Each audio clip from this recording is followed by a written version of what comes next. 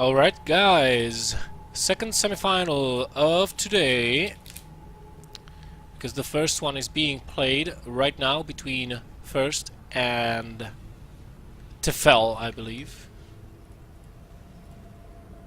Yes. So this one is going to be a TVT. Let me introduce you to the players. Spawning at the 10 o'clock position we have, hailing from Denmark, playing for Team Red Bloods. It is Lillekanin, the little rabbit, in the blue. And his opponent, who played for a number of teams in his career, but I think is currently teamless, spawning at the 6 o'clock position, the red Terran player, frozz, who I have to say is not very happy about having to play versus Lillekanin. To put it in his words, when he was asked in the lobby if he's ready, he said, "Yes, I am ready for this boredom."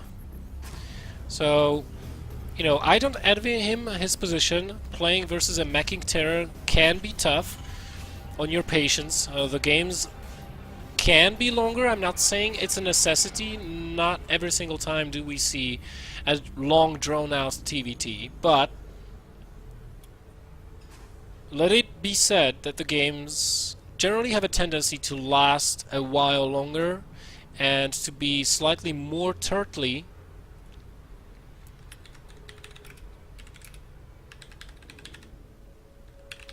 than bio games.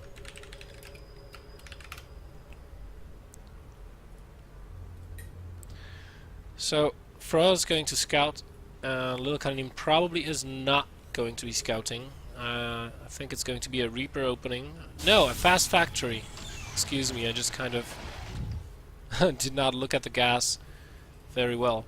So a quick factory, and a second gas. So, okay, this could be a Banshee opener. Whereas frozz is just going with a single gas, adds on a reactor. This is a fairly old school type of TVT that frozz is playing. Because usually nowadays people get fast factories instead of all of these add-ons, you know, and certainly they're not expanding this quickly.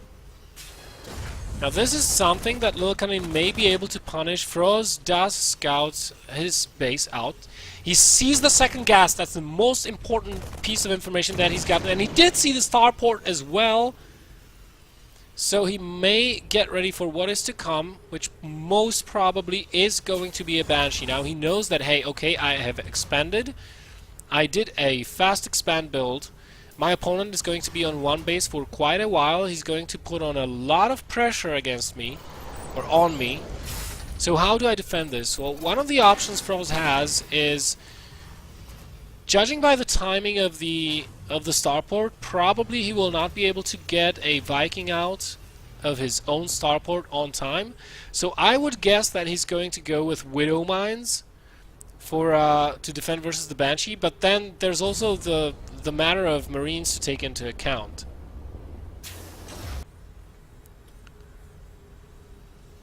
So let's see. Yeah, he queued up a Hellion and then he reconsidered and actually went into the Widow Mine. So frozz so far having good reactions,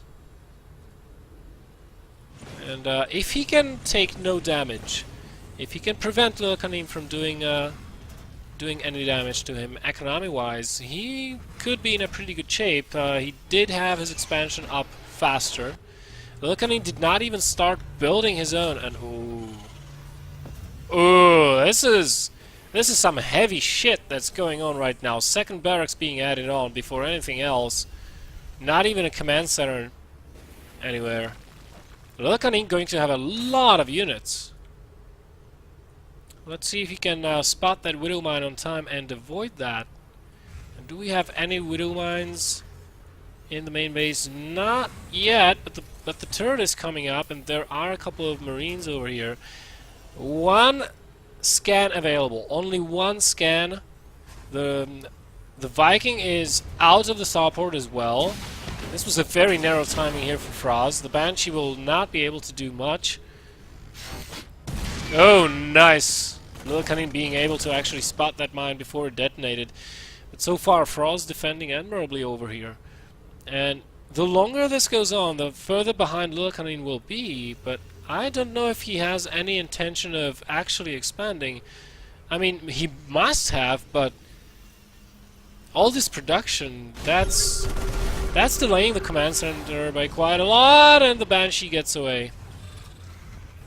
We'll come back. Into the scan range! Lillekanin, oh my goodness! You're making my heart thump. Ugh. One more scan available, and we'll get the Banshee. There we go. But at the same time, Lillekanin did eliminate the Widow Mine. This actually looks quite nice. Lillekanin did eliminate the Widow Mine over there. frozz nicely set up on 2 bases, and does have his tank production on the way right now. So let's see if he's getting. Yeah, he's getting medevacs, which yeah, it's gonna be good.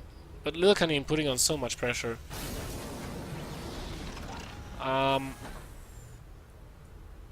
He's got his stim on the way. What kind of upgrades did Lillekanin get? Just the cloak, and then he devoted all of his resources into producing stuff. And frozz already so far ahead economically. It's insane. Nice move over here. Queuing up that drop. And this might do a lot of damage, mind you.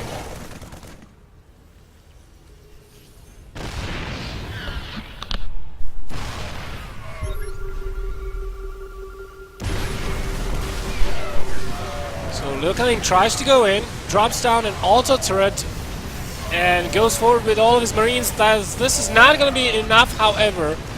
And yeah, he does have high ground vision, but still, 2 tanks remaining. Good micro by frozz. He'll have to pull SCVs with this. Going to repair that tank, going to lose a bunch of SCVs as well, but at the same time, the drop in the main base of Lillekanin taking out a bunch of workers. 14 killed, and only 3 by Lillekanin, but he has to target those down. Here comes the Banshee. And frozz at this point in time, yeah, he's going to scan, but he'll never get that Banshee. That's 300 minerals down the drain. Considering how many workers frozz just lost, that wasn't the best of decisions, being so greedy and trying to get that Banshee. But yeah, he can still reproduce those SCVs way faster than Lillekanin will be able to. He's got double mules going for him as well, so he is still ahead in terms of economy, I would say. In terms of army supply, it's not looking that bad neither. He's slightly ahead. His tank count is ahead of his opponent. His marine count is on par with his opponent as well. The only danger for him are these 2 Banshees, which with the missile turrets. And does he still have the Viking? Yeah, he does have the 1 Viking. I wouldn't mind him producing slightly more. That's gonna keep him fairly safe, and he'll shoot miles ahead of Lillekanin. Now I wonder what is Little Rabbit's plan over here, because he knows how behind he is. Doesn't it? He does have an energy for a scan. I don't know why he's not scanning. Maybe he's trying to lure the Banshee over here on top of that missile turret, but he's going to try. No! Banshee! Oh my god! 10 hit points away. He's trying to boost the medevac. Oh, he gets it with the Viking in the end. That was a cute move, by the way, boosting that medevac and trying to unload below the Banshee to kill it off. Stim is done for frozz, so he definitely will have the advantage in terms of infantry versus infantry fights. Although that means 10 less hit points for the Marines whenever they stim. But considering he's on even Marine numbers, this is still going to be tough to engage against Lillekanin. His army is fairly big. Double tank drop on the high ground, probably.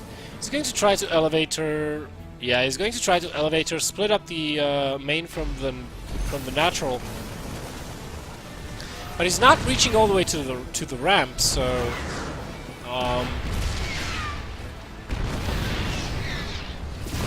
this can still backfire for Lillekanin over here if if frozz is patient about this. Another drop in the main base, however, and this is a big one.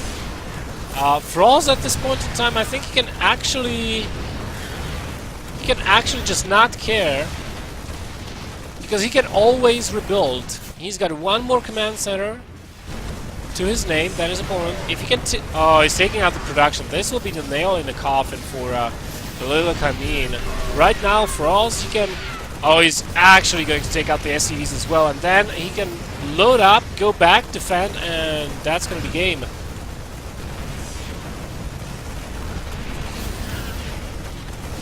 Meanwhile, he's just going to fight with the workers using the production that he's got over here.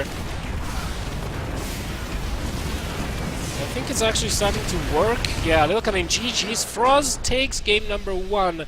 Nicely played.